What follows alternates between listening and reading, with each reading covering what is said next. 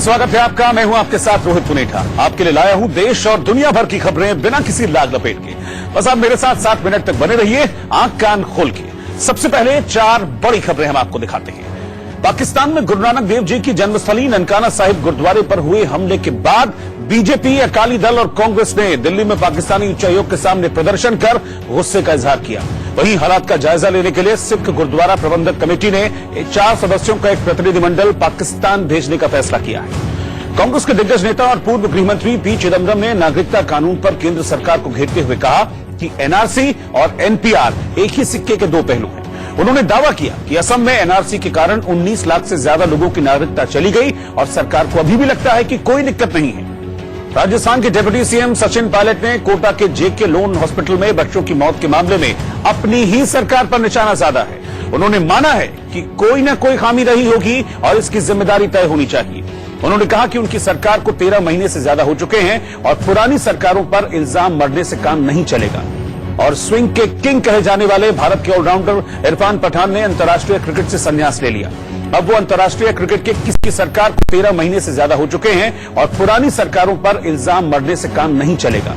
और स्विंग के किंग कहे जाने वाले भारत के ऑलराउंडर इरफान पठान ने अंतर्राष्ट्रीय क्रिकेट से संन्यास ले लिया। अब वो अंतर्राष्ट्रीय क्रिकेट के किसी भी फॉर्मेट में नहीं खेलेंगे। इरफान टेस्ट क्रिकेट में भारत की ओर से हैट्रिक लेने वाले पहले पेसर बने थे। ये कारनामा उन्होंने पाकिस्तान के खिलाफ साल 2006 में अपने पहले ही ओवर में किया था। बिहार के पटना में पाकिस्तान के खिलाफ विरोध प्रदर्शन किया गया।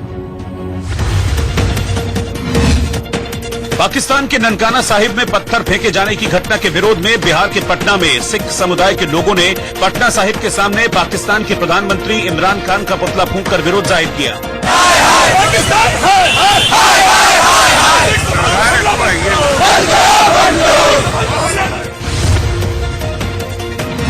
कर्नाटक के धारवाड़ जिले के कुदीगेरी गांव में अयप्पा स्वामी के भक्त सबरीमलाई यात्रा से पहले जलते अंगारों पर दौड़े।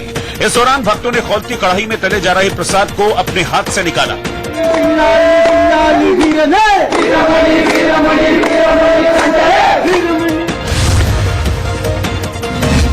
उत्तर प्रदेश के सहारनपुर में सड़क पर ट्रैफिक जाम के दौरान एक रिक्शा चालक बीच रास्ते में अपने रिक्शे पर ही पुशअप करने लगा, जिसे देख वहां के लोग हैरान रह गए।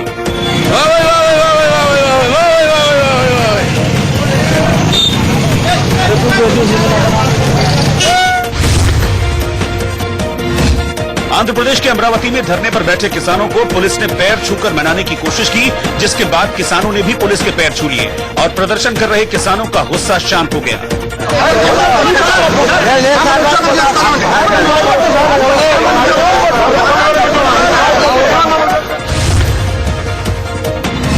राजस्थान में कोटा के जेके लोन अस्पताल में बड़ी संख्या में बच्चों की मौत के बाद भी अस्पताल के बाहर गंदगी का अंबार अब भी लगा हुआ है। कर्नाटक के गडग में अंजुमन इस्लामिया के समर्थकों ने कर्नाटक बीजेपी विधायक सोमशेखर रेड्डी के बयान के खिलाफ जोरदार प्रदर्शन किया और विधायक के पुतले का अपमान किया।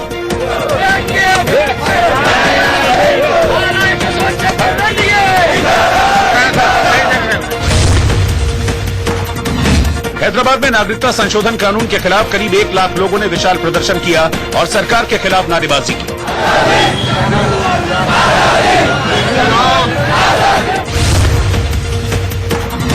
महाराष्ट्र के शिरडी में साईं बाबा को क्रिसमस और नए साल के बीच रिकॉर्ड करीब 17 करोड़ का चढ़ावा मिला।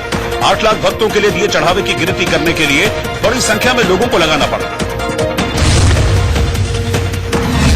इराक में अमेरिकी हमले में मारे गए ईरान के जनरल सुलेमानी के समर्थन में तेहरान की सड़कों पर हजारों लोग निकले और शोक जताया। प्रदर्शनकारियों ने अमेरिका और इजराइल का विरोध किया और नारेबाजी की।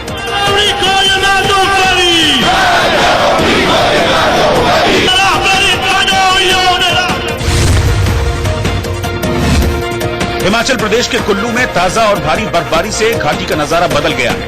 सभी तरफ बर्फ की सफेद चादर बिछी दिखाई दी, जिससे तापमान में भी गिरावट दर्ज की गई। पाकिस्तान के ननकाना साहिब गुरुद्वारे पर भीड़ के हमले के बाद भारत में गहरी नाराजगी है और इसकी गूंज सियासी गलियारों से लेकर सड़क तक सुनाई पड़ी। दिल्ली में अकाली दल और सिख गुरुद्वारा कमेटी ने इसके विरोध में मार्च निकाला और नारेबाजी करते हुए सिख समुदाय के लोग पाकिस्तानी दूतावास की ओर बढ़े। पाकिस्तान पाकिस्तान पाकिस्तान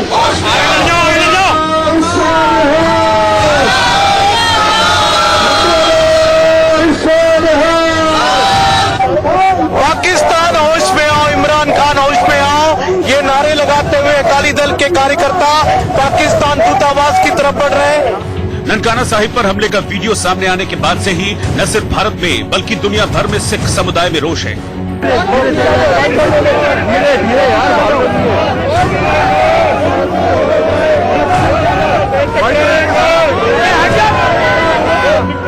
ननकाना साहिब का जो वीडियो सामने आया उसमें भीड़ गुरुद्वारे के सामने नारेबाजी करते और गुरुद्वारे को तबाह करने की धमकी देते नजर आई। भारत में सिख समुदाय की नाराजगी इस बात पर है कि इतनी बड़ी घटना पर पाकिस्तान के पीएम इमरान खान ने अपना मुंह नहीं खोला।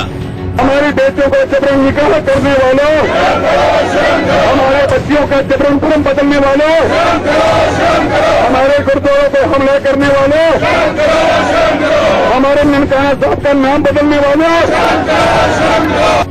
मार्च करके आगे बढ़ रही भीड़ को काबू करने के लिए पुलिस ने सुरक्षा के इंतजाम किए हुए थे। भीड़ ने भी बैरिकेड तोड़कर आगे बढ़ने की कोशिश नहीं की। नारेबाजी के बाद मार्च की अगुवाई कर रहे दिल्ली अकाली दल के नेता मनजिंदर सिंह सिरसा के साथ कुछ नेता दूतावास गए और वहां अपना ज्ञापन सौंपा, जिसमें पाकिस्तान में गुरुद्वारे और सिखों की सुरक्षा की मांग की गई। 2002 के सेंसस में 40,000 सिख रह गए थे और अब वो सेंसस अब इस बार उन्होंने गिनती नहीं कराई क्योंकि उनको पता है वहां पे 4,000 ही सिख रह गए हैं। तो पाकिस्तान केवल इमरान खान अपना चेहरा बचाने के लिए ये काम कर रहा था। वहां के लोग उसको ये काम नहीं करने देते, वहां का हार्डलाइनर्स उसको इस रास्ते नहीं चलने देंगे। इसी कारण से इमरान खान ने अभी तक एक भी लाइन सिखों के हक में नहीं बोली। ऐसा ही गुस्सा जम्मू में भी नजर आया, जहां सिख सेवा यूथ ट्रस्ट ने ननकाना साहिब की घटना के विरोध में प्रदर्शन किया।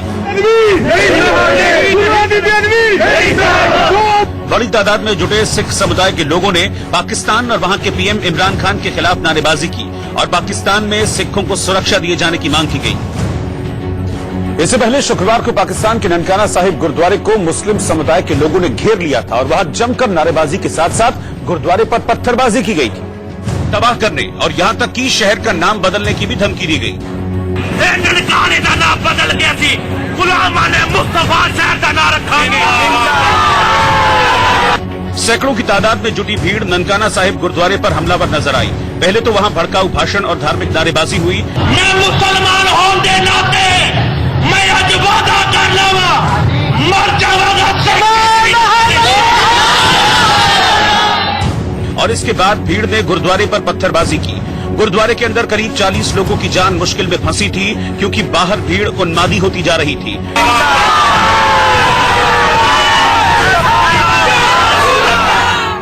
मोहम्मद हसन नाम के इसी शख्स ने भीड़ की अगुवाई की, जिसने कुछ दिन पहले ही गुरुद्वारे के ग्रंथी की बेटी को जबरदस्ती अगवा कर लिया था और धर्म परिवर्तन कराकर उससे निकाह भी कर लिया था।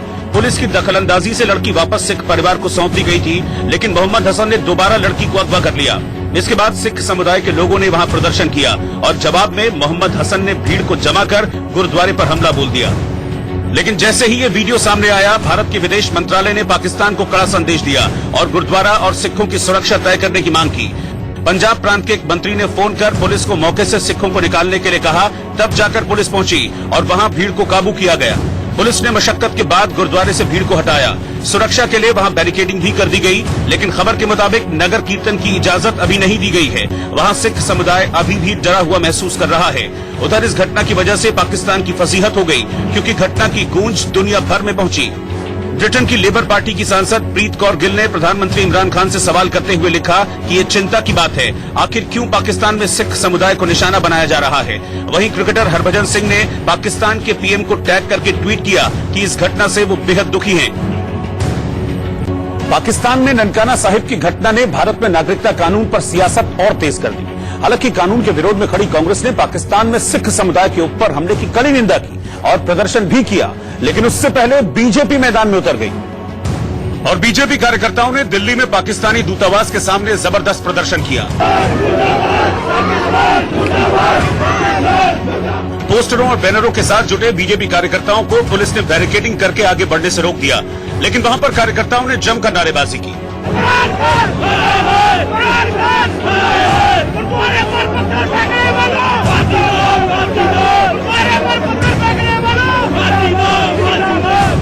कुछ कार्यकर्ताओं ने बैरिकेडिंग तोड़कर आगे जाने की कोशिश की तो सुरक्षा कर्मियों ने उन्हें हिरासत में ले लिया।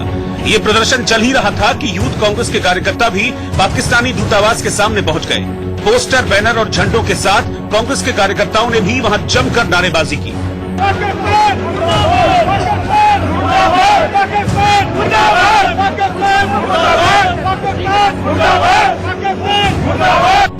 लेकिन एक ही सड़क पर आगे पीछे दो पार्टियों के विरोध प्रदर्शन से पुलिस के लिए मुश्किल खड़ी हो गई।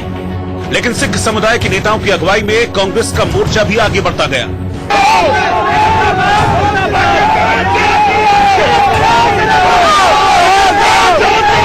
हालांकि इस मार्च को भी पुलिस ने बैरिकेडिंग के आगे जाने की इजाजत नहीं दी। लेकिन ननकाना साहिब के मुद्दे के बहाने नागरिकता कानून पर जारी सियासी तल्खी और तेज हो गई।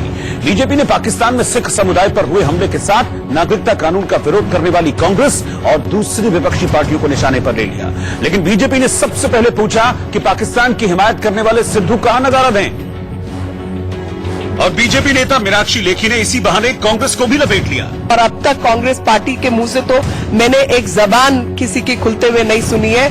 और मुझे नहीं पता कि वो सिद्धू पाजी किथे नट गए ने, वो कहां भागे हुए हैं, कि वो अभी भी जाके गले मिलना चाहते हैं आईएसआई के चीफ को, तो जरा कांग्रेस को पता करना चाहिए। बीजेपी ने ननकाना साहिब की घटना का जिक्र करते हुए नागरिकता कानून की अहमियत समझाई और विपक्ष पर हमला बोला। और सीए का जो महत्व है, आज मेरे को लगता है कि जो लोग शाहीन बाग में बैठे हुए थे या केरल की जो असेंबली है, उन सबको समझ आया होगा। इसी तरह अकाली दल के नेता मनजिंदर सिंह सिरसा ने भी नागरिकता कानून का विरोध करने वालों को आड़े हाथों लिया। जो 70,000 सिख और 1 लाख से ज्यादा हिंदू परिवार जो देश के अंदर अपनी धर्म के कारण पीड़ित हो रहे थे, उस माँ से पूछ कर देखो जिसकी बेटी जगजीत को अगवा कर लिया गया, उस माँ का दर्द पूछ कर देखो जिसके बेटे को जबरन उसके बाल काट दिए, उसका धर्म बदल दिया गया। और उसके बाद भी तुम ये कहते हो कि नागरिकता कानून के तहत हमें क्यों नागरिकता मिल रही है। ये नागरिकता कानून केवल नागरिकता देने के लिए है, किसी की नागरिकता लेने के लिए नहीं है। हालांकि ननकाना साहिब पर राहुल गांधी ने ट्वीट करके अपनी चिंता जताई और लिखा कि ननकाना साहिब पर हमला निंदनीय है और इसकी खुलकर भर्त्सना की जानी चाहिए। धर्मांतरता खतरनाक है और ये बहुत पुराना जहर है जिसकी कोई सीमा नहीं होती। प्रेम, परस्पर सम्मान और समझ ही इस जहर को खत्म करती है। मैं उस पर कोई टिप्पणी नहीं करना। और अगर कोई ऐसा घटना हुई है, कोई भी घटना ऐसी हुई है लड़काना जो हमारे रिलीजियस जगह हमारे सिख भाइयों की, तो हम उसकी पूरी निंदा करेंगे। पूरा देश निंदा करेगा, हर धर्म और हर जाति का आदमी उसकी निंदा करेगा। ननकाना साहिब मामले पर जहां लोगों में नाराजगी दिखी, वहीं सियासी दलों में इसी बहाने नागरिकता कानून पर बहस तेज हो गई। और इस बीच पाकिस्तान की एक और गिरी हुई हरकत सामने आई है। दुनिया भर में फजीहत के बाद पाकिस्तान ने अपना चेहरा बचाने के लिए गुरुद्वारे में नारेबाजी करने वाले शख्स के माफी मांगने का ड्रामा रचा। अस्सलाम वालेकुम, मैं इमरान अली चिश्ती ननकाना साहब से। दोस्तों, जैसे आपने कल का वाकया देखा, मैं जज्बात में काफी सारी बातें कर गया, जिसमें सिखों के बारे में की और गुरुद्वारे के बारे में की। कतन हमारा इरादा ना था ना किया है कि हम गुरुद्वारे का घेराव करेंगे, पत्थरबाजी करेंगे, ना हमने किया है ना करेंगे इंशाअल्लाह ताला। और जैसे मैं जज्बात में काफी सारी बातें कर गया सिखों के बारे, अगर किसी की भी दिल आजारी हुई हो जिस जगह पे भी रहता है, तो मैं माजरत करता हूँ। ये हमारे भाई थे, भाई हैं और इंशाअल्लाह ताला रहेंगे। और जैसे हम पहले इनकी इज्जत करते थे वैसे ही करेंगे इंशाअल्लाह ताला। जैसे हम पहले इनकी इबादत खाने की इज्जत करते थे वैसे ही अब करेंगे। अगर किसी को मेरे इस जज्बात में जो मैंने बयान दिया था, अगर किसी की दिल आजारी हुई हो तो मैं माजरत करता हूँ। आंध्र प्रदेश के श्रीकाकुलम में बड़ा सड़क हादसा हो गया। आंध्र प्रदेश के श्रीकाकुलम में एक सड़क हादसे में ओडिशा के एक ही परिवार के 6 लोगों की मौत हो गई। हादसे का शिकार हुए लोग सिंहासलम मंदिर से दर्शन कर ओडिशा के बेरहामपुर लौट रहे थे। मध्य प्रदेश में सागर जिले के ढाना में चाइम्स एविएशन का एक ट्रेनी प्लेन लैंडिंग के दौरान हवाई पट्टी से कुछ दूर एक खेत में क्रैश हो गया। इस हादसे में पायलट अशोक मकवाना और ट्रेनी पीयूष चंदेल की मौत हो गई। बेंगलुरु में कांग्रेस कार्यकर्ताओं ने महंगाई के खिलाफ अनोखा प्रदर्शन किया और जमकर नारेबाजी की। प्रदर्शन में कांग्रेस कार्यकर्ता पीएम मोदी का मुखौटा लगाकर पहुंचा और माला का जाप किया।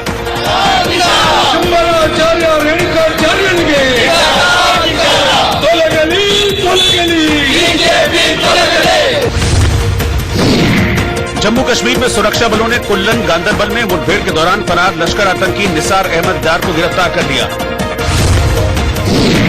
उत्तर प्रदेश के मुरादाबाद में बोतल में पेट्रोल नहीं मिलने पर गुस्साए एक युवक ने पंप कर्मचारी पर पेट्रोल छिड़ककर आग लगाने की कोशिश की, जिसके बाद वहां मौजूद दूसरे पेट्रोल पंप कर्मचारी ने भी हमला बोल दिया, जिसके बाद हंगामा खड़ा हो गया।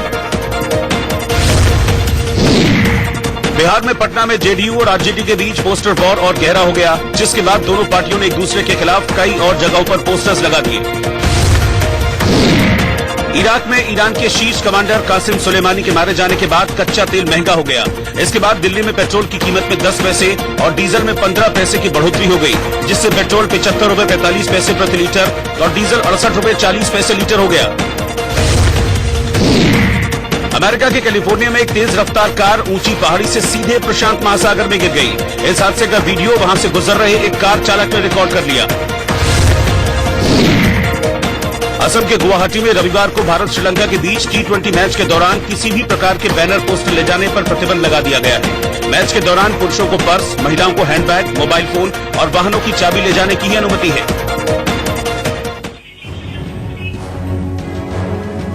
राजस्थान के कोटा में बच्चों की मौत का आंकड़ा बढ़कर 107 पहुंच गया है। अस्पताल में लगातार हो रही मासूमों की मौत से दिल्ली तक हड़कंप मचा हुआ है, जिसके बाद मामले की पड़ताल के लिए केंद्रीय स्वास्थ्य मंत्रालय की विशेष टीम कोटा के जेके लोन अस्पताल पहुंची और हालात का जायजा लिया। दिल्ली से आई टीम ने अस्पताल के से दिल्ली तक हड़कंप मचा हुआ है, जिसके बाद मामले की पड़ताल के लिए केंद्रीय स्वास्थ्य मंत्रालय की विशेष टीम कोटा के जेके लोन अस्पताल पहुंची और हालात का जायजा लिया। दिल्ली से आई टीम ने अस्पताल के डॉक्टरों और सीएमओ से भी सवाल जवाब किए। यूआई की जो टीम आई है वो इन्वेस्टिगेट कर रही है हेड टू टेल बच्चे जहाँ से आए और यहाँ पर कितनी जगह से वो ट्रीटमेंट लेते हुए आए और कहाँ पर गैप रहा, किस वजह से ये सब हुआ, वो सारा इन्वेस्टिगेट किया जाएगा। कोटा अस्पताल के डॉक्टर बच्चों की मौत की वजह प्री मेच्योरिटी और इन्फेक्शन बता रहे हैं। वहीं जेके लोन अस्पताल के अंदर और बाहर फैली गंदगी पूरी कहानी बयां कर रही है। आईसीयू के आसपास चारों ओर गंदगी फैली हुई है, साफ सफाई का कोई इंतजाम नहीं है। हॉस्पिटल की दरो दीवार पर ऐसी कालिक पुती है जैसे ये हॉस्पिटल नहीं कचरा घर हो। रही सही कसर अस्पताल के कर्मचारियों ने पूरी कर दी। कुछ कर्मचारियों के शराब पीकर ड्यूटी पर आने का पता भी चला है। ये आरोप खुद मरीज के परिजन लगा रहे हैं कि वो वार्ड में से आदमियों को बाहर निकालने आया था, लेकिन वो शराब पीकर आया था। तो हमने बोला भी था, तो गार्ड ने बोला कि हमारे ऊपर प्रेशर है, हम कुछ नहीं कह सकते उससे। जाहिर है अस्पताल के अंदर और बाहर इतनी गंदगी होगी तो बच्चों में इन्फेक्शन का होना लाजमी है। शुक्रवार को स्वास्थ्य मंत्री के दौरे को देखते हुए अस्पताल के अंदर और बाहर साफ सफाई हुई थी, लेकिन अगले ही दिन फिर एक बच्चे की मौत ने अस्पताल को सवालों के घेरे में खड़ा कर दिया। एक और कलेजे का टुकड़ा अपने माता पिता को छोड़कर इस दुनिया से रुखसत हो गया।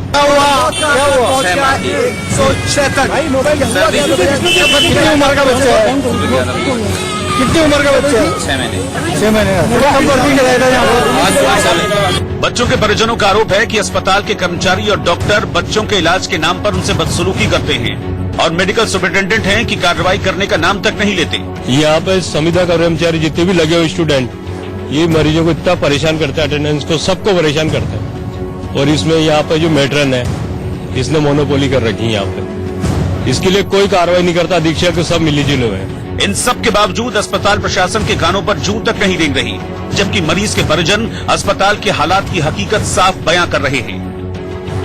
सप्ताह के गलियारों में भी कोटा में बच्चों की मौत से हड़कंप मचा हुआ है। लोकसभा स्पीकर और कोटा से बीजेपी सांसद ओम बिरला बच्चों को खोने वाले पीड़ित परिवारों से मिलने पहुंच गए और उन्हें हर संभव मदद का भरोसा दिया। लोकसभा स्पीकर और सांसद ओम बिरला को अपने बीच पाकर पीड़ित परिवार ने अस्पताल की कमियों की फहरिस्त गिनवाना शुरू कर दिया।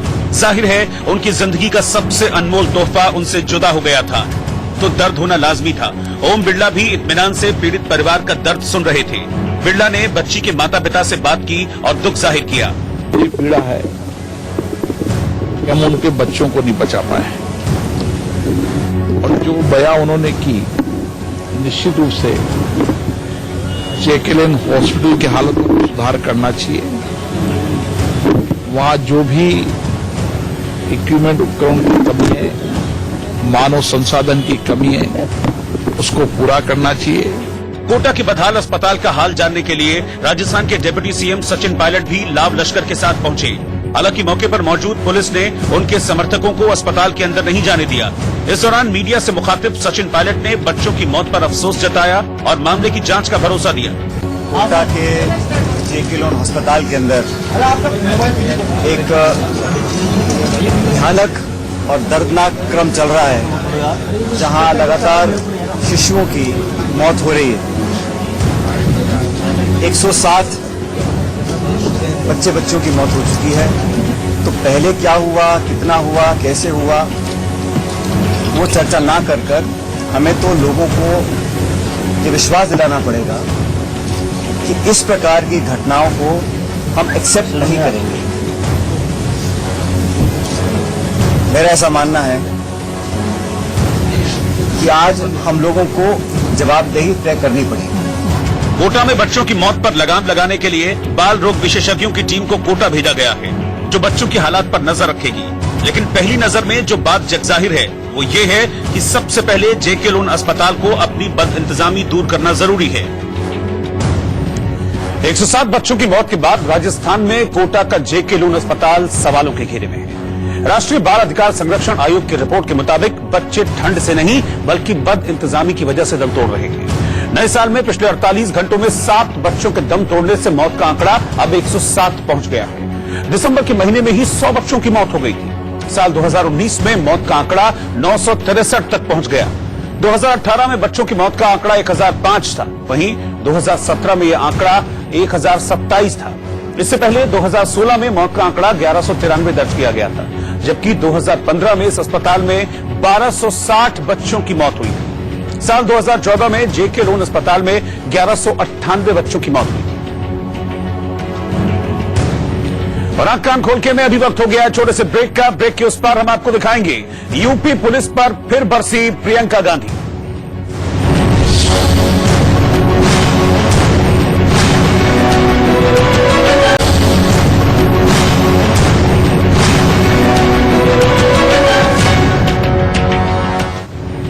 अभिनेता रितेश देशमुख की पहली फिल्म के 17 साल पूरे हो गए।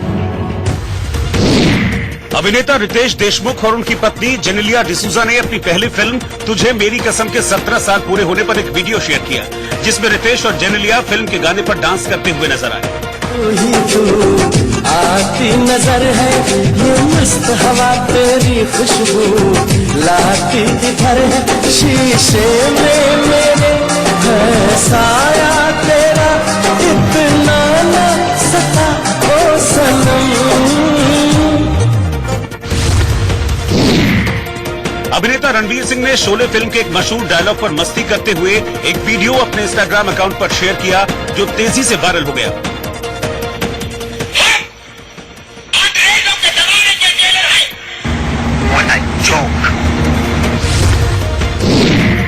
अभिनेता टाइगर श्रॉफ इन दिनों जयपुर के जौहरी बाजार में अपनी फिल्म बागी 3 की शूटिंग कर रहे हैं। शूटिंग देखने के लिए लोगों की भीड़ जमा हो गई और फैंस ने टाइगर श्रॉफ के साथ सेल्फी खींची। अभिनेत्री कंगना रनौत अपनी नई फिल्म पंगा के प्रमोशन में जोर शोर से जुटी हैं। उन्होंने अपने ट्विटर हैंडल पर #MyNewYearPanga पर लोगों से नए साल का रेजोल्यूशन शेयर करने की अपील की और बाद में उन्हें बढ़ते हुए वीडियो शेयर किए। Hi guys, I'm here and shortly I'll be replying to all your questions. Thank you for sending your pangas to me. Keep sending more questions to me with the #MyNewYearPanga. See you. Jammu Kashmir के श्रीनगर में आतंकियों ने एक बार फिर से grenade हमला कर दहशत फैलाने की कोशिश की। आतंकियों ने श्रीनगर के कबदारा इलाके में सीआरपीएफ कैंप पर ग्रेनेड फेंका और फरार हो गए, जिससे थोड़ी देर के लिए इलाके में दहशत फैल गई। हालांकि ग्रेनेड हमले में किसी भी जवान को कोई नुकसान नहीं पहुंचा, लेकिन इलाके के 2 लोग घायल हो गए, साथ ही कुछ गाड़ियों को भी नुकसान पहुंचा है। आनन फानन में मौके पर मौजूद सीआरपीएफ के जवानों ने पूरे इलाके को घेर कर तलाशी अभियान चलाया।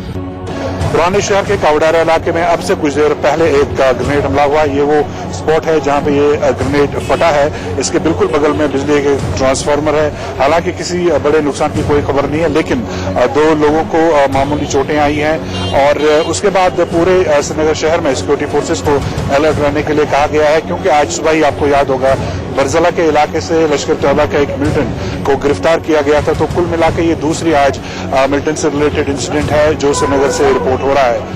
यह हमला शनिवार दोपहर 2 बजे हुआ, जब बाइक सवार 2 आतंकियों ने सीआरपीएफ कैंप को निशाना बनाने की कोशिश की, लेकिन उनका निशाना चूक गया और ग्रेनेड कैंप से कुछ दूरी पर जाकर फटा। ग्रेनेड फटने से इलाके में अफरा तफरी मच गई। मौके पर मौजूद अपने बच्चे का इलाज करवाने आए चश्मदीद ने पूरा हाल बयां किया। मेरी मिसेज भी साथ है, मेरी बेटी भी, और 6 महीने का बच्चा है। हम अंदर चले गए, बैठे थे लेडी के पास, तो मेरे ख्याल में 10 मिनट के बाद जब हम अंदर बैठे थे आफ्टर 10 मिनट्स धमाका हो गया। इन्होंने बोला लाइट चली गई, ये ट्रांसफार्मर फट गया। तो मैंने भी इस कमरे का दरवाजा खोला तो बाहर सब नॉर्मल ही था। तो मैं भी सोचा कि हाँ ट्रांसफार्मर ही फट गया। फिर मैं 2 मिनट के बाद उठा तो बाहर देखी ये फौजी जो हमारे कंसर्न यहाँ है वो भी जमा हो गए थे बाहर। किसी ने बोला ना ग्रेनेड का धमाका है। तो अचानक मुझे गाड़ी पे नजर पड़ी तो इसके दोनों शीशे टूट गए थे। इससे पहले शनिवार सुबह ही श्रीनगर के बरजला इलाके से एक आतंकी को गिरफ्तार किया गया था। आतंकी अस्पताल में छिपा था और श्रीनगर में किसी हमले की फिराक में था। पुलिस के मुताबिक उसके पास से हथियार और गोला बारूद बरामद किया गया। सुरक्षा को देखते हुए पुलिस ने तलाशी अभियान तेज कर दिया। मेरठ और लखनऊ में रोके जाने के बावजूद प्रियंका गांधी आज अचानक मुजफ्फरनगर पहुंच गई और वहां नागरिकता कानून के विरोध में हुए हिंसक प्रदर्शन में मारे गए नूर मोहम्मद के परिवार से मुलाकात की। इसके अलावा प्रियंका एक लड़की रुकैया परवीन से भी मिली। हिंसा की वजह से इस लड़की की शादी रुक गई थी। वहीं नूर मोहम्मद की पत्नी से मिलकर प्रियंका भावुक हो गई, जो एक बच्चे की मां भी है और गर्भवती भी है। प्रियंका जब इलाके में पहुंची तो वहां उनका स्वागत किया गया। लोगों ने उन्हें देखकर नारेबाजी की। परिवार से मिलने के बाद प्रियंका ने हर संभव मदद का भरोसा भी दिया। ये जहाँ मैं गई नूर मोहम्मद की बहुत ही दर्दनाक। वो बेचारी 22 साल की लड़की है, 7 महीने ब्रेक से मिलने के बाद प्रियंका ने हर संभव मदद का भरोसा भी दिया। ये जहाँ मैं गई नूर मोहम्मद की बहुत ही दर्दनाक। वो बेचारी 22 साल की लड़की है, 7 महीने प्रेग्नेंट है। उसका एक छोटा सा 1.5 साल की उसकी एक बच्ची है, एकदम अकेली पड़ी। कांग्रेस की तरफ से भी हम कोशिश तो पूरी तरह से करेंगे, जहाँ जहाँ न्याय हुआ है आप। इसके बाद प्रियंका मेरठ निकल गई। हालांकि पिछली बार उन्हें और राहुल गांधी को पुलिस ने रोक दिया था, लेकिन इस बार प्रियंका ने पीड़ित परिवार से मुलाकात की और उन्हें सांत्वना दी। इस दौरान मीडिया से बात करते हुए प्रियंका गांधी यूपी पुलिस पर बरसी और आरोप लगाया कि जिन लोगों ने कोई अपराध नहीं किया था उन्हें भी पुलिस ने जेल में बंद कर दिया।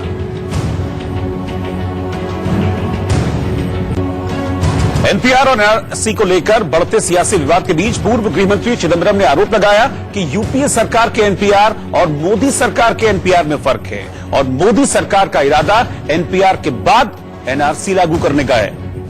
I have already openly told them, if you strongly believe that NPR 2010 was correct, stick to the NPR 2010 form. Don't go beyond the 15 fees. And secondly, announce that NRC will not be done. Even yesterday the Home Minister refused to announce NRC will not be done. So don't compare NPR 2010 and NPR 2020. Once the NPR was done and the census was prepared, we said census is there, that is enough, we stopped it. When we did NPR 2010, there was no Assam NRC. We did not have the bitter experience of 19,06,657 people being declared as stateless. इस तरह चिदंबरम ये दावा कर रहे हैं कि UPA सरकार के दौरान एनपीआर के बाद एनआरसी लागू नहीं हुई थी। साथ ही ये आरोप लगा रहे हैं कि मौजूदा सरकार में एनपीआर के फॉर्म से लगता है कि उसका इरादा एनआरसी लागू करने का है। अब आपके लिए यह जानना जरूरी है कि इन दोनों के बीच फर्क क्या है। एनपीआर यानी नेशनल पॉपुलेशन रजिस्टर देश में रहने वाले लोगों की सूची है। इसमें जनगणना के साथ देश में रहने वालों के बारे में जानकारी इकट्ठा की जाती है, लेकिन इसका नागरिकता से कोई लेना देना नहीं। जबकि एनआरसी यानी नेशनल रजिस्टर ऑफ सिटीजन्स का मतलब है देश में रहने वाले नागरिकों की सूची। विवाद इसी को लेकर है, क्योंकि विरोधियों का दावा है कि जो एनआरसी में शामिल नहीं हो पाएंगे उन्हें नागरिकता से वंचित कर दिया जाएगा। जबकि प्रधानमंत्री साफ साफ कह चुके हैं कि एनआरसी सरकार के एजेंडे में नहीं है। लेकिन विपक्ष का आरोप यह है कि एनपीआर में किसी आदमी और उसके माता पिता के जन्म स्थान के बारे में पूछा जा रहा है, यानी इस तरह उसकी राष्ट्रीयता और नागरिकता सवालों के दायरे में आ जाएगी और उसे घुसपैठिया साबित किया जा सकता है। एनआरसी पर चर्चा सीएए यानी सिटीजनशिप अमेंडमेंट एक्ट के साथ शुरू हुई। सीएए पाकिस्तान, बांग्लादेश और अफगानिस्तान से आने वाले गैर मुस्लिम लोगों को नागरिकता देने का कानून, यानी वो लोग जो कि हिंदू, सिख, ईसाई हैं और 2014 तक भारत में शरणार्थी के तौर पर आ चुके थे। ओवैसी जैसे नेताओं की दलील यह है कि सीएए के तहत गैर मुस्लिम शरणार्थियों को नागरिकता मिल जाएगी, लेकिन इसमें मुस्लिम बाहर रह जाएंगे और फिर सरकार जब एनआरसी लागू करेगी तो बड़ी तादाद में मुस्लिमों को नागरिकता से वंचित कर दिया जाएगा। यानी कुल मिलाकर अगर एनपीआर माइनस एनआरसी करेंगे तो देश में बाहरी लोगों का पता आसानी से चल जाएगा, जो घुसपैठिए होंगे या फिर शरणार्थी। उत्तर प्रदेश में झांसी में एक बड़ा हादसा हो गया। उत्तर प्रदेश के झांसी के बरुआ सागर में एक स्टोन क्रशर की दीवार के गिर जाने से 5 मजदूरों की दबकर मौत हो गई, जबकि कई मजदूर घायल हो गए। तेलंगाना की बीजेपी सांसद धर्मपुरी अरविंद ने हैदराबाद सांसद असदुद्दीन ओवैसी के खिलाफ धमकी भरे अंदाज में आपत्तिजनक टिप्पणी की। ఏదో గ్రౌండ్ లో పెట్టి మీటింగ్ ఈద్గా గ్రౌండ్ ఏదో అదే గ్రౌండ్ లా ఇక క్రేన్ తీసుకొచ్చి ఉల్టా ఏలాడ గీసి నీ గడ్డం కోసి ఆ గడ్డానికి ప్రమోషన్ ఇస్తా, ఆ గడ్డం వాడేయ, ఆ గడ్డానికి ప్రమోషన్ ఇస్తా, ముఖ్యమంత్రికి అడ్డు పెడతా। राजस्थान के सिरोही जिले में टिड्डियों का दल बड़ी संख्या में घुस गया। इसकी वजह से पिंडवाड़ा तहसील इलाके के कई गांव में खेतों में खड़ी फसलों को नुकसान पहुंचा है। विनायक दामोदर सावरकर के पोते रंजीत सावरकर को माहिम के रहेजा फोर्टिस अस्पताल में भर्ती कराया गया है, जिन्होंने हाई ब्लड प्रेशर की शिकायत की थी। छत्तीसगढ़ के दंतेवाड़ा में पुलिस ने 7 आरोपियों को जानवरों की तस्करी और तेंदुए की 4 खाल के साथ गिरफ्तार किया है। सर्बिया की राजधानी बेलग्रेड में संपत्ति कानून के खिलाफ विरोधियों ने अनोखे प्रदर्शन के दौरान आतिशबाजी की। राजस्थान के कोटा के जेके लोन अस्पताल में बच्चों की मौत के खिलाफ राजधानी जयपुर में सामाजिक संगठनों के लोगों ने मौन विरोध किया। दिल्ली में विधानसभा चुनाव को लेकर सरगर्मियां तेज हो गई। आम आदमी पार्टी भी जनता के बीच जाकर सरकार के 5 सालों का रिकॉर्ड पेश कर रही है। इसी सिलसिले में दिल्ली के डिप्टी सीएम मनीष सिसोदिया सरकारी स्कूल पहुंचे और वहां की तस्वीर दिखाकर ये बताने की कोशिश की कि दिल्ली सरकार ने सरकारी स्कूलों की तस्वीर किस तरह बदल कर रख दी है। मेरा रिपोर्ट कार्ड ये स्कूल है, ये पेरेंट्स हैं, ये टीचर्स हैं, ये बच्चे हैं। मुझे हम अपना रिपोर्ट कार्ड जनता के बीच में लेके जा रहे हैं, लेकिन हम कोई जुमले नहीं फेंक रहे। हम कह रहे हैं आके स्कूल देखिए और बताइए बाकी राज्यों में कहीं किसी पार्टी ने ऐसे स्कूल बनाए हो।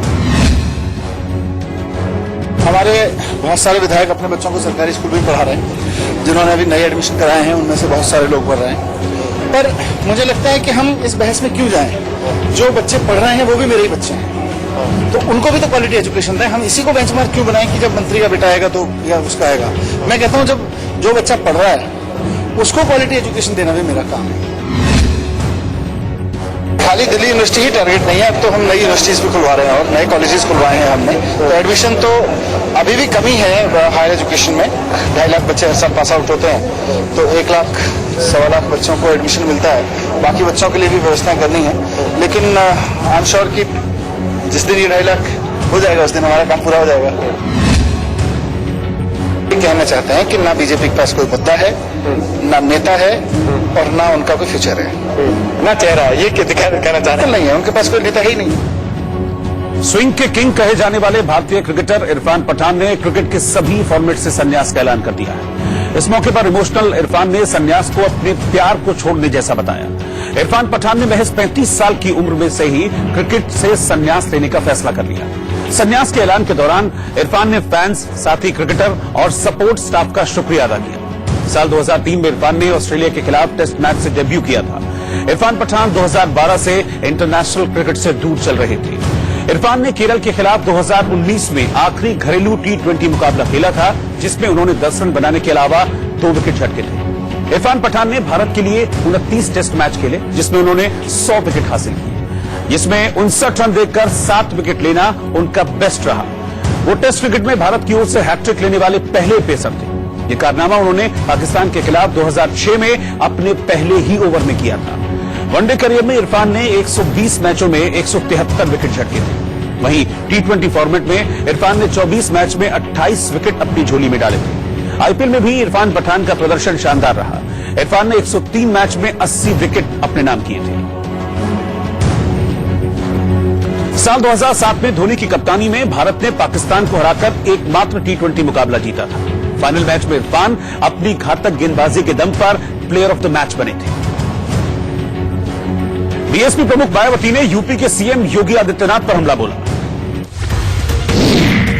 बीएसपी अध्यक्ष मायावती ने कोटा की घटना के बहाने उत्तर प्रदेश के सीएम योगी आदित्यनाथ पर निशाना साधा और कहा कि गोरखपुर में हुई बच्चों की दर्दनाक मौत से सबक लेकर सरकार को अस्पतालों की देखरेख के लिए सतर्क रहना चाहिए। उत्तर प्रदेश के मेरठ में कांग्रेस महासचिव प्रियंका गांधी के दौरे के बीच कांग्रेस कार्यकर्ता आपस में भिड़ गए, जिससे मौके पर हंगामा खड़ा हो गया।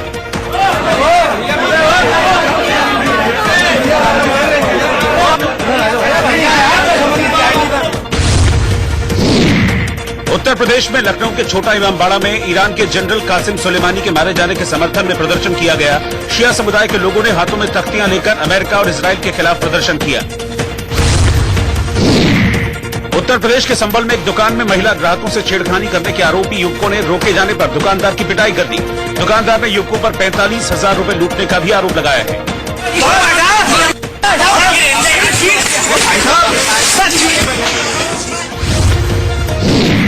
उत्तर प्रदेश के गाजियाबाद में एक लड़की को बहला फुसलाकर ले जा रहे आरोपी युवक को लड़की के परिजनों ने पकड़कर पीट दिया।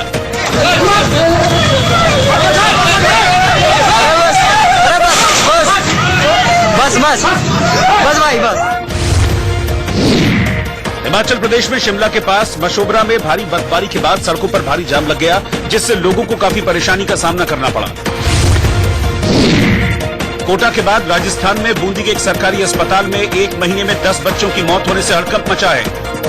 दिसंबर माह में पूरे एक महीने में 1 जनवरी से लेकर 31 दिसंबर तक 10 बच्चों की मृत्यु हुई, अलग अलग बीमारियों से हुई है।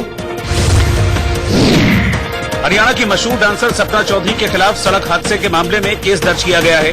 यह हादसा 25 दिसंबर को हुआ था, जिसमें सपना चौधरी मामूली रूप से घायल हो गई थी। वो गाड़ी है सपना चौधरी के नाम पर रजिस्टर्ड है, लेकिन उस गाड़ी के अंदर उस दौरान कौन था कौन नहीं था ये इन्वेस्टिगेशन का विषय है और जिसकी इन्वेस्टिगेशन की। हॉलीवुड के मशहूर स्टार रिचर्ड गेरे ने बिहार के बोधगया का दौरा किया और यहां प्रार्थना कर कुछ वक्त भी बिताया। हिमाचल प्रदेश में मंडी के नाचन घाटी में भारी बर्फबारी से चारों ओर बर्फ की सफेद चादर बिछ गई, जिससे जनजीवन अस्त व्यस्त हो गया। कहते हैं जब कोई चुनौतियों से जूझने का हौसला दिखाता है तो उसके साथ खुद भगवान खड़े हो जाते हैं। छत्तीसगढ़ के दंतेवाड़ा में एक दिव्यांग बच्चे के पास जिंदगी से जूझने का ऐसा ही हौसला है। शारीरिक कमजोरी के बावजूद क्रिकेट खेलने का ऐसा जुनून है कि वो क्रिकेट के भगवान कहे जाने वाले सचिन तेंदुलकर के दिल को भा गया। कल तक मड्डाराम गुमनाम था, लेकिन आज सुर्खियों में है और इसकी वजह उसका हौसला और जुनून है। ये मड्डाराम का क्रिकेट से दीवानगी की हद तक लगाव है, जिसकी वजह से क्रिकेट के भगवान की नजर उस पर पड़ गई।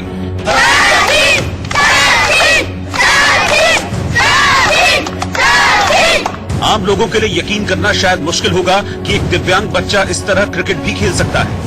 लकड़ी का छोटा सा बैट लेकर मड्डाराम मैदान पर जाता है। पोलियो की वजह से बचपन में ही पैर खराब हो गए थे, लेकिन मड्डाराम को इसका मलाल नहीं। घुटनों के बल विकेट के सामने खड़ा होकर किसी आम बच्चे की तरह ही वो बल्लेबाजी करता है और सधे हुए बल्लेबाज की तरह शॉट भी लगाता है। रन लेने के लिए मड्डाराम इन्हीं पैरों से घसीटते हुए दूसरे छोर तक जाता है और बगैर रन आउट हुए सही सलामत अपनी क्रीज तक वापस भी आ जाता है। इस जज्बे पर कोई हैरान न रह जाए तो क्या करे। क्रिकेट खेलते मड्डाराम का वीडियो सोशल मीडिया पर वायरल हुआ और जब उसे सचिन तेंदुलकर ने देखा तो वो भी मड्डाराम पर फिदा हो गए। नए साल की शुरुआत पर सचिन ने ट्वीट किया कि नए साल की शुरुआत मड्डाराम के इस प्रेरणादायी वीडियो से कीजिए जो अपने दोस्तों के साथ क्रिकेट खेल रहा है। ये मेरे दिल को छू गया और मैं निश्चित हूं कि ये आपके दिल को भी अच्छा लगेगा। सचिन ने जो वीडियो शेयर किया उसमें भी मड्डाराम तेजी से रन लेते हुए नजर आया। क्रिकेट के भगवान की नजर पड़ी तो मड्डाराम का चर्चा में आना तय था। आपको पता है आपकी एक वीडियो को सचिन तेंदुलकर सर ने भी डाला है अपने ट्विटर अकाउंट पे, पता है आपको? क्या कहना चाहेंगे आप उनके लिए? धन्यवाद। इलाके में एक एनजीओ के लिए काम करने वाले लड़के ने मड्डाराम का वीडियो सोशल मीडिया पर डाला था। सबसे पहले धन्यवाद कहूँगा मैं उनको, और मेरा भी मतलब बचपन से ही क्रिकेट में मतलब उनको भगवान बोलते हैं क्रिकेटर, तो मैं भी उनसे मिलने का बहुत वो हूँ मैं। जब मड्डाराम का ये वीडियो वायरल हुआ तो लोग इस बच्चे का हौसला देखकर दंग रह गए। मड्डाराम सरकारी स्कूल की कक्षा 7 में पढ़ता है और अपने साथियों का दुलारा है। सचिन तेंदुलकर की तरफ से तारीफ मिली तो वहीं प्रशासन ने भी दरिया दिली दिखाई। मड्डाराम को एक ट्राई साइकिल और क्रिकेट की किट दी गई है। और लौट रहे फौरन वापस, आप बने रहिए हमारे साथ।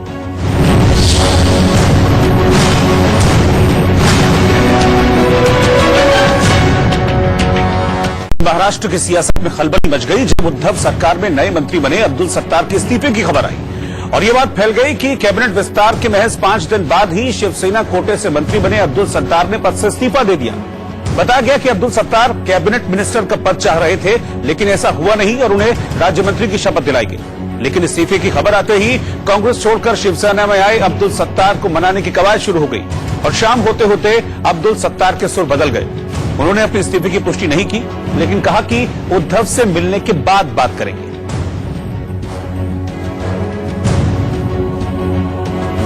5 जनवरी यानी कल भारत और श्रीलंका के बीच सीरीज का पहला T20 मुकाबला खेला जाना है। मैच गुवाहाटी के बारसापारा स्टेडियम में खेला जाएगा। बांग्लादेश और वेस्टइंडीज को T20 सीरीज में मात देने वाली टीम इंडिया साल के पहले मुकाबले का आगाज जीत के साथ करना चाहेगी। इस सीरीज में 3 मुकाबले खेले जाएंगे। 5 जनवरी को गुवाहाटी में पहला मुकाबला होना है। इसके बाद दूसरा मैच 7 जनवरी को इंदौर में होगा, जबकि तीसरा मैच पुणे में खेला जाएगा। दोनों टीमों के बीच 16 T20 मैच खेले गए हैं, जिनमें भारत ने 11 और श्रीलंका ने 5 मुकाबले जीते। पिछले 9 T20 मुकाबलों में से कोहली की टीम श्रीलंका के खिलाफ सिर्फ 1 मैच हारी है। टीम इंडिया के कप्तान विराट कोहली के पास T20 इंटरनेशनल में रिकॉर्ड बनाने का एक शानदार मौका भी है। श्रीलंका के खिलाफ पहले मैच में 1 रन बनाते ही कोहली T20 में सबसे ज्यादा रन बनाने के मामले में रोहित शर्मा को पीछे छोड़ देंगे। फिलहाल विराट कोहली और रोहित शर्मा 2633 रनों के साथ इस वक्त बराबरी पर खड़े हैं। रोहित को श्रीलंका के खिलाफ इस सीरीज में आराम दिया गया है। मतलब यह है कि कोहली के पास रोहित से आगे निकलने का पूरा मौका है। मुकाबले में सभी की निगाहें टीम में वापसी करने वाले जसप्रीत बुमराह और शिखर धवन के प्रदर्शन पर भी होंगी। To continue the same things that we did in the last year that's gone by. Yeah, I believe it's going to be high scoring. The pitch last time we played West Indies here was really good pitch to bat on. So yeah, these next few series is going to be very exciting. Which bowler reacts well under pressure situations. That's primarily our focus. Bihar में विधानसभा चुनाव अभी दूर है, लेकिन नए साल के साथ आरजेडी और जेडीयू के बीच पोस्टर वॉर छिड़ गया है। एक तरफ जेडीयू ने पोस्टर जारी कर आरजेडी पर निशाना साधते हुए लिखा है, आरजेडी सरकार में कराहता बिहार, नीतीश सरकार में संवरता बिहार।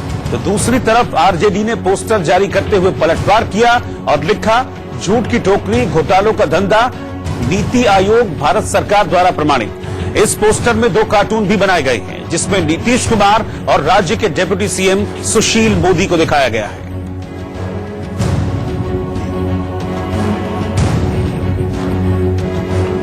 और अब चलते चलते आज का गीत। आज बॉलीवुड के दिग्गज संगीतकार आर.डी. बर्मन साहब की पुण्यतिथि है। कई संगीतकारों और गायकों को मौका देने वाले आर.डी. बर्मन को पहला मौका अभिनेता महमूद ने दिया था। साल 1961 में आई फिल्म छोटे नवाब से आर.डी. बर्मन ने बतौर संगीतकार पहला कदम रखा था। साल 1984 में आई फिल्म सनी में उनके संगीत से सजे इस खूबसूरत गीत के साथ आपको छोड़े जा रही है। नमस्कार।